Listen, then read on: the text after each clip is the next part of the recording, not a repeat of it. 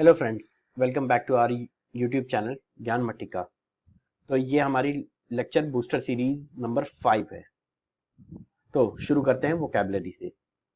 Vocabulary में पहला word है एग्लोमरेट। एग्लोमरेट मतलब होता है इकट्ठा करना, संग्रह करना, किसी चीज को बटोरना। सिनोनिम क्या हो जाएगा? एक्यूमुलेट, एक्रियू।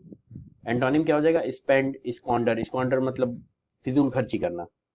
नलीफाई, नलीफाई मतलब होता है प्रभावहीन बना देना या फिर रद्द कर देना, किसी चीज को बर्बाद कर दिया। मतलब कि आपने बहुत मेहनत करके लाए किसी चीज को और मैंने कह दिया कि नल है, बिल्कुल कोई सी काम का नहीं है। तो ये इसका सिनोनिम क्या हो जाएगा? रेसेंड या फिर कैंसिल। और फिर जाकर के एंटोनिम क्या हो जाएगा? Sanctify, validate. ओवर्ट मतलब खुले रूप में। Synonym open, clear. Antonym private, secret. Overt मतलब बिल्कुल खुले में करना, जैसे खुल्लम खुल्ला प्यार करेंगे हम दोनों, वो गाना है वैसा ही वाला। कवर्ट गुप्त रूप से, मतलब छुपे हुए तरीके से कुछ करना। Synonym secret, clandestine. Clandestine use किया जाता है जनरली स्पाइंग, स्पियोनाज के लिए। एस्पियोनाज मतलब क्या होता है? जासूसी। तो उसके लिए छुपे हुए तरीके से। Antonym open, overt. अब देखिए ये इसका एंटोनिम ही है, ध्यान दीजिएगा। पपेट, पपेट मतलब कठपुतली, जो राजस्थान में गुड़िया नाच नहीं होता है राजस्थान में, वो पपेट नाच वही है। Synonym doll, tool.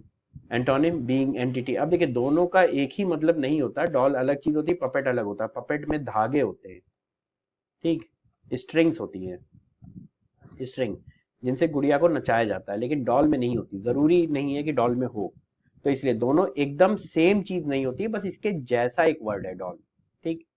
तो इस चीज का ध्यान रखिएगा। फिर इडियम फ्रेजेस पे आते हैं।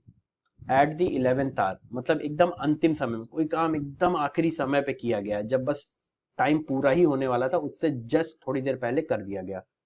जैसे कि कई बार स्कूल लेट पहुंचते हैं बच्चे, तो बस बेल बजने ही वाली होती है, उससे पहले पहुंच जाते हैं, तो उसके लिए हम यूज कर सकते हैं at the 11th hour. Back stair gossip मतलब जो नौकरों के बीच में गपशप होती है, मतलब पीछे, पीठ पीछे किसी के बारे में बात होती है, तो उसे हम बैक स्टेयर गॉसिप बोलते हैं। बैड ब्लड, शत्रुता, इसी के लिए हम लोगों ने क्या पढ़ा था, वो कमेंट बॉक्स में आप लोग बताइएगा। पिछले लेक्चरों में है एक बैड ब्लड के लिए, एक और हम लोगों ने ईडियम फ्रेज पढ़ा था, आप बताइएगा।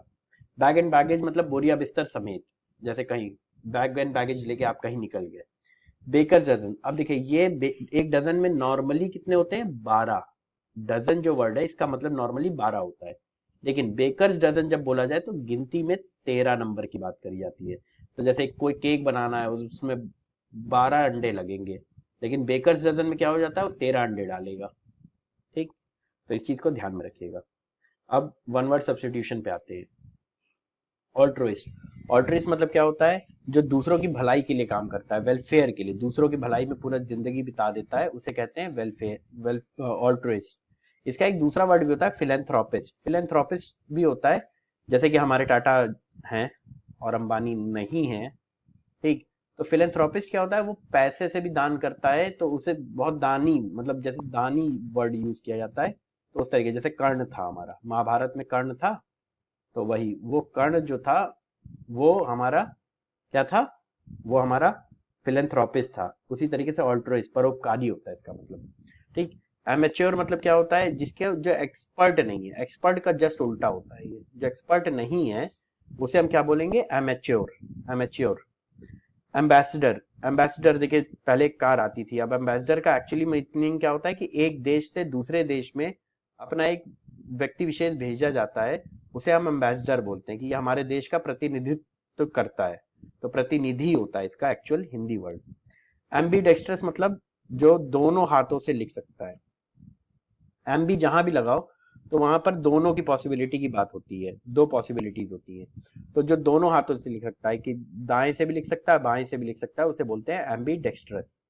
एम्बिगुअस मतलब जिसके बारे में हमें एक पॉसिबिलिटी नहीं है, कई सारी पॉसिबिलिटीज हो सकती है, या उसकी पॉसिबिलिटी के बारे में हमें पता नहीं है कि क्या है, क्या हो सकता है, क्या नहीं हो सकता, तो उस जगह पे हम एम्बिगुअस यूज करते हैं, मतलब छुपा हुआ, इसके बारे में जानकारी कम है।